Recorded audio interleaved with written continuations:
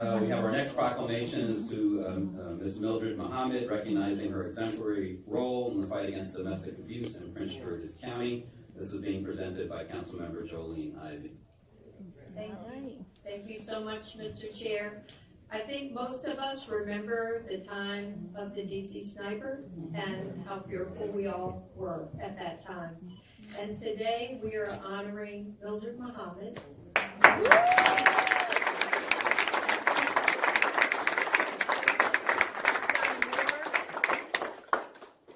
She has done more than survive. She has thrived. And she has gone through so much. Last week on Valentine's Day, I had an event and we honored and supported victims of domestic violence. Mildred Muhammad was our keynote speaker, and she did an amazing job. I mean, people love hearing from her. And I know it's been some years now, but I don't think it's too late, and it's better than never to do it at all, to present her with a proclamation of appreciation. Whereas,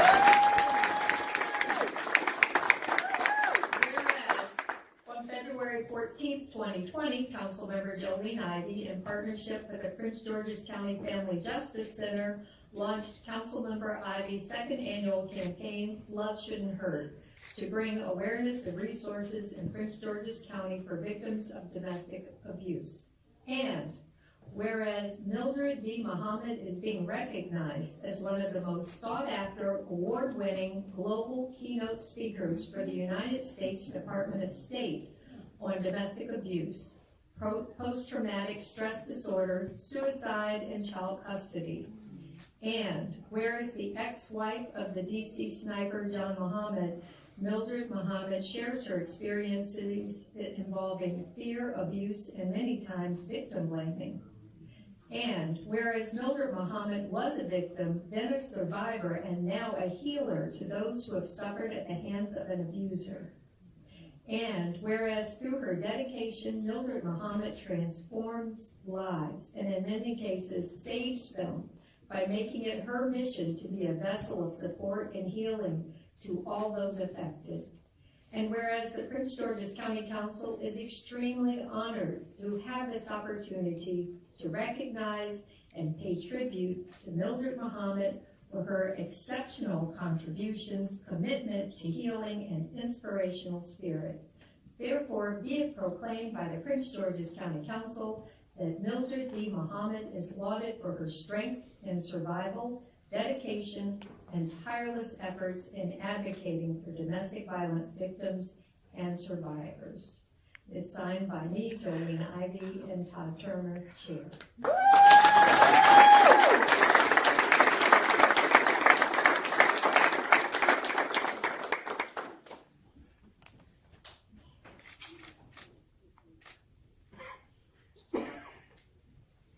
Good.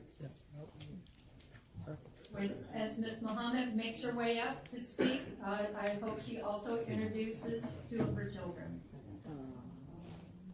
Well, thank you, City Council, and especially Councilmember Jolene Ivey, for recognizing me for this proclamation. I was completely shocked. I had to call my friends and say, what is a proclamation?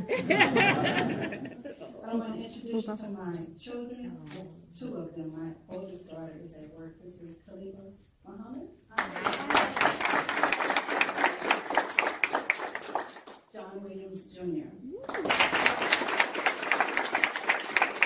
that time, it was very difficult for me and my children because often we wasn't really recognized as victims, which many victims are not recognized. 80% of victims do not have physical scars to prove that they are victims. Therefore, there's a victim, there's a survivor, and there's an abuser in this audience right now.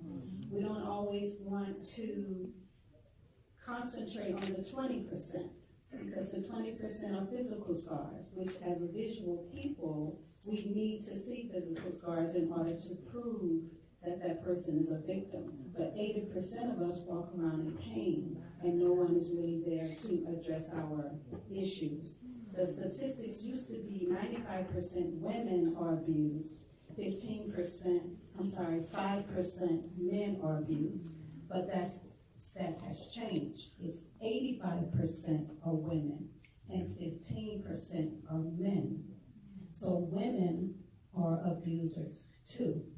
And we don't always like to talk about that. So in closing, because I don't want to take up too much time, I would just like for all of us moving forward in 2020 to change the narrative from why do you stay and start asking the abuser, why do you abuse? Right. Here's the reason for that. When you ask a victim, why do you stay? You are actually putting the total responsibility of the abusive relationship on the victim. And you rarely or not at all ask the abuser, why do you abuse? Because the issue lies with the abuser, not the victim. And the abuser needs help too. He or she needs to understand, why do you abuse? Why do you feel it's necessary to take control of somebody else's life? And we don't always like to take the hard road, because the abuser is the hard road. Blaming the victim is the easy part. When I was going through all of that, the community blamed me. They said, well, if you would have stayed with him, then he just would have killed you. If you would have stayed on the West Coast, then the people on the East Coast would still be alive. How dare you bring this drama into our quiet community? And how dare you call you and your children victims when none of you were hurt or killed? My children were just finding out about all of those comments that were made as they got older. And they asked me, why didn't I tell them? I said, because I had to take that hit.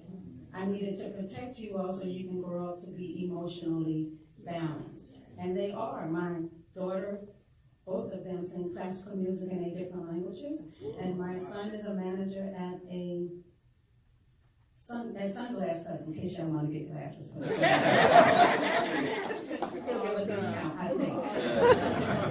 But I just want you to know that we are all healed. We're all well. We don't have flashback. We don't have triggers. We've turned over every emotional stone to make sure that we came through it completely healed. And I told my children as they were growing up, you cannot use your dad as an excuse for failure. Yeah. We are not going to go that way. So thank you so much, council members, for this.